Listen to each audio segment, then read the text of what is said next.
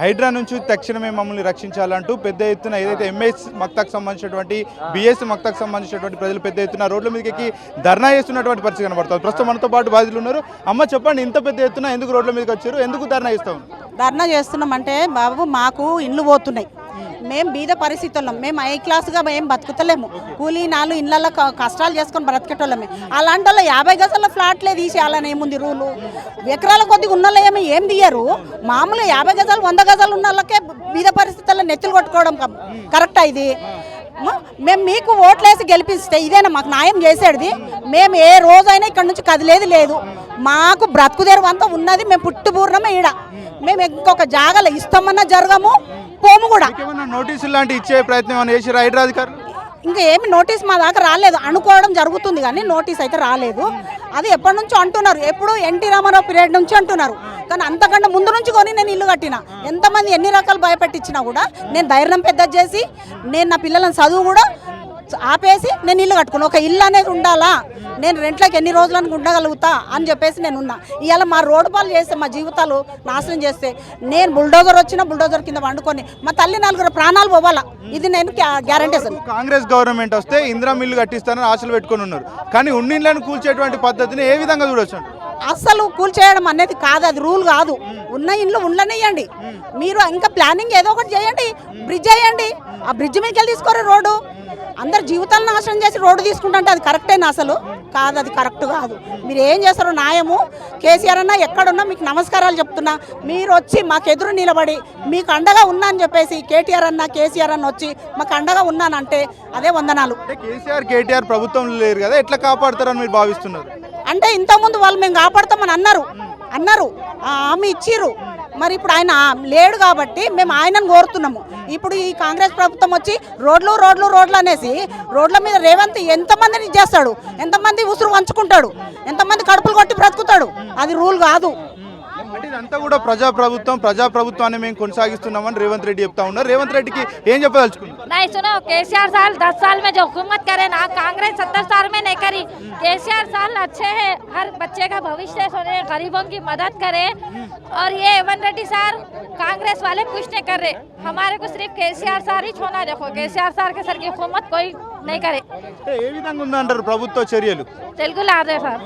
Okay, మీరు చెప్పండి అమ్మా, ఏ విధంగా ఉన్నాయంటారు ప్రభుత్వ చర్యలు? ఎవరు కేటీఆర్ వచ్చిన ఈయన కేసీఆర్ వచ్చినప్పుడు పర్వాలేదు, అన్నీ ఒక అండగా నిలబడ్డాడు. ఒక రాత్రి కష్టం అంటే నిలబడ్డాడు, 10 రూపాయలు ఇవ్వంటే ఇచ్చిండు, అన్నిటికీ ఆయన సేఫ్ చేసిండు. కానీ ఇప్పుడు ఈయన వచ్చి మాత్రం ఏమి చేయలేదు, రేవంత్ రెడ్డి ఏది చేయలేదు. ఇంకా అందరు నెత్తులు కొట్టుకొని బ్రతుకుతున్నాడు తప్ప ఏమి లేదు. డెవలప్మెంట్ చేస్తూ ఉన్నాం, డెవలప్మెంట్లో భాగంగా ఎంతో కొంత ఇళ్లకు నష్టం జరుగుతుంది, అవన్నీ కూడా తట్టుకోవాలంటూ కూడా చెప్తా ఉన్నారు. అది తట్టుకోవాలంటే మా దగ్గర ఏముందని మేము ఎక్కడ పోయి నువ్వేదో ఎక్కడో తీసుకుపోయి ఊళ్ళో పండు పడేస్తావు. మా బతుకుదేర ఏడుంది, ఈడున్నది. మేము పుట్టిందేడా ఈడ, మేము పెరిగిందేడా ఈడ, నా పిల్లల్ని పెంచుకుంది ఈడ, నేను చదివించుకుంది ఈడ, మేము కష్టపడేది కూడా ఈడనే. మమ్మల్ని ఎక్కడో కొంచెం పోయి అడవిలో ఇడసబెట్టినట్టు ఇడసబెడతాం. మా బతుకుదేర ఏం కావాలా? మేము ఏం చేసుకొని బ్రతుకు? ఇంతమంది భయభ్రాంతులకు గురవుతున్నారు కదా, మీ స్థానిక ఎమ్మెల్యే ఇప్పుడు కాంగ్రెస్ పార్టీలో ఉన్నారు దానం నాగేందర్ రెడ్డి, ఎందుకు దీని మీద స్పందించట్లేదు? ఎందుకు ఇక్కడ రావట్లేదు? దానమన్నా రావాలి, ఎక్కడున్నా దానమన్నా రావాలా. వచ్చి మాకేదో ఒకటి హామీ ఇవ్వాలి ఆయన. మేము ఇప్పటిదాకా ఆయన నమ్ముకునే ఉన్నాము. 3 సార్లు గెలిచిండు, మా ఏరియాకి అయితే 3 సార్లు గెలిచిండు. మరి మాకు ఇంత గొంతు కోసినట్టు చేస్తాడని నేను అనుకోలేదు. ఎమ్మెల్యేని మీరు ఏమైనా కలిసే ప్రయత్నం? జెంట్స్ పోతున్నారు, లేడీస్ ఇప్పటిదాకా దానమన్న దగ్గర పోలేదు. జెంట్స్ పోయి మాట్లాడి వస్తున్నారు, కానీ ఏమి హామీ ఇస్తలేడు. చూస్తున్నా, అక్కడ ప్లాట్లు చూస్తున్నా, ఇక్కడ ప్లాట్లు చూస్తున్నా అని చెప్తున్నాడు. కానీ ఇంతవరకు మాకు ఇక్కడ ఫలానా జాగల మీకు ఫ్లాట్లు ఉన్నాయి, మీకు చేపిస్తా, నేను హామీ ఇస్తా, మీకు ధైర్యం చెప్తా అనేది మాత్రం మాకు ఎదురు వచ్చి చెప్తలేడు. అది అంటే ఈ వయసులో మీరు విశ్రాంతి తీసుకోవాల్సినటువంటి వయసు, వృద్ధాప్యంలో ఉన్నారు. ఇట్లా రోడ్ల మీదకి ఎక్కి ఇల్లు కాపాడుకునే ప్రయత్నంలో భాగంగా మీరంతా కూడా ప్రయత్నం చేస్తూ ఉన్నారు. ఏం చెప్పదలుచుకున్నారు ప్రభుత్వాన్ని? మాకు ప్రభుత్వానికి ఒకటే వందనాలు ఏం కోరుతున్నాము, మాకు మాత్రం మా ఇండ్లు పోవద్దు, మా ఇండ్లు మాకే కావాలా. ఏం చేసినా సరే మా ఇండ్లు మాకు కావాలా. చెప్పండి అమ్మా, ఒక మహిళగా రోడ్డు మీదకి వచ్చి మా ఇల్లు కాపాడుకుంటామంటూ కూడా మీరంతా కూడా ప్రభుత్వాన్ని డిమాండ్ చేస్తూ ఉన్నారు. ఏం చెప్పదలుచుకున్నారు హైడ్రా అధికారులకు కావచ్చు, ప్రభుత్వానికి? ఒకటి చెప్తున్నాము, ఇల్లు అంటే ప్రతి ఒక్కరికి అదొక సెంటిమెంట్, ఎమోషనల్. ఒకటి మా ఇల్లు ఇన్నేళ్ల సంది ఉంటున్న వాళ్ళము, ఇన్నేళ్ల సంది ఉండి పుట్టి పెరిగి అన్ని ఇక్కడ ఉన్న వాళ్ళము. ఇప్పుడు సడన్ గా చేస్తామంటే మేము ఎక్కడ పోవాలి, ఎక్కడ బతకాలి?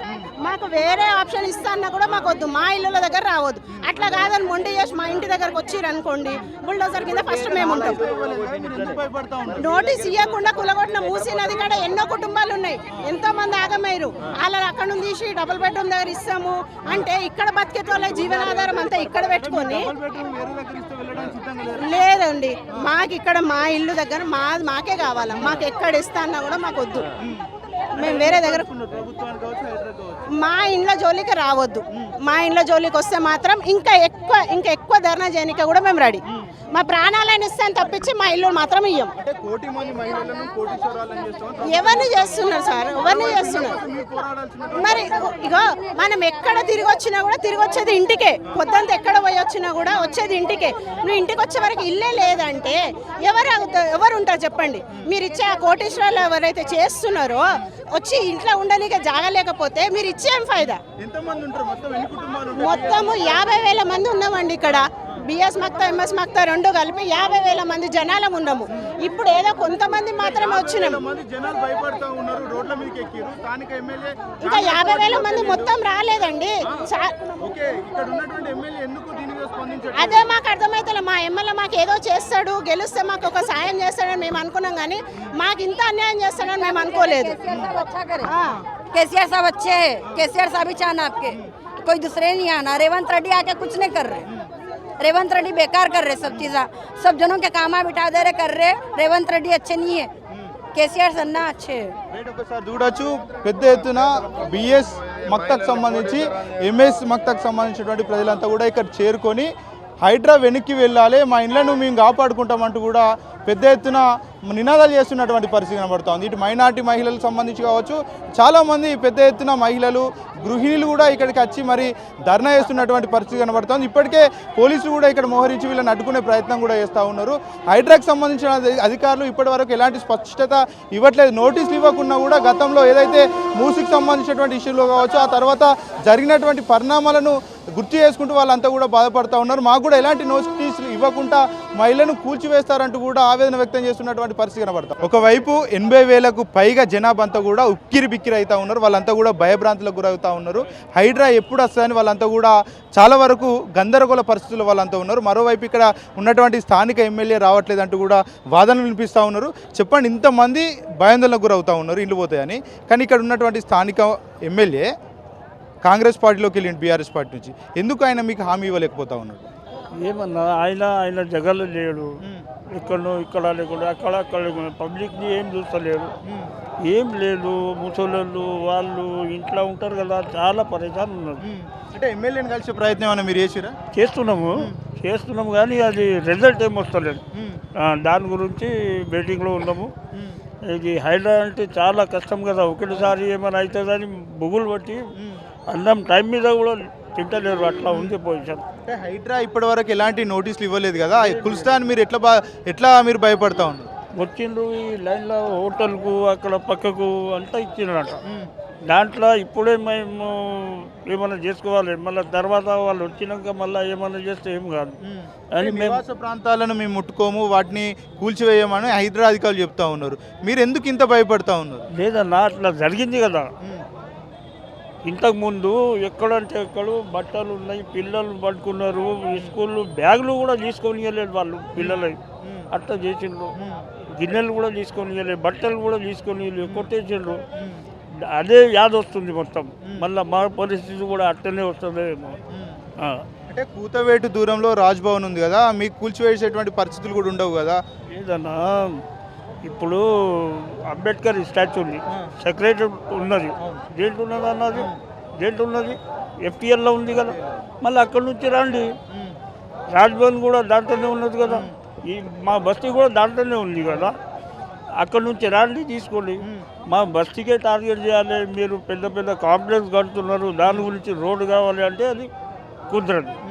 ఏళ్ళకంటే ఆడికి తయారు, పాలన ఇయ్యనికే తయారు, ఏమైనా చేయనికే తయారు.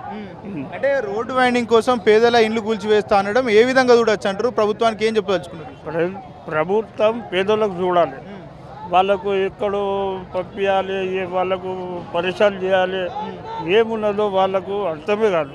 గవర్నమెంట్ వచ్చినప్పుడు ఇదే హైడ్రా అది ఇది ఓల్డ్ సిటీలా అక్కడ ఏమేమి ఒక్కొక్క ఇల్లుకు ఒక 1 crore లోన్ తీసుకొని ఇల్లు కట్టిండ్రు, అక్కడ ఇల్లు ఊళ్ళో కట్టిండ్రు. వాళ్ళు ఎక్కడ ఎట్లా రోడ్డు మీద వచ్చింది ఫ్యామిలీ మొత్తం. అంటే రేపు అధికారులు వచ్చి మీకు వేరే స్థలాల్లో ఇల్లులు ఇస్తాం మీరు కాల్ చేయండి అంటే మీరు కాల్ చేయడానికి సిద్ధంగా ఉన్నారా? లేరన్న 100 సంవత్సరాలు ఇక్కడ ఏం ఎట్లా ఖాళీ చేస్తాం? ఎక్కడ పోతాం పోలేము. మాకు ఇదే కావాలి, ఇల్లే ఉండాలి. మేము బిఎస్ మఖ్తా సుబా అని పోయి అక్కడ వస్తున్నాయి హైడ్రా అని తెలిసి అందరు ఇక్కడ వచ్చినాం.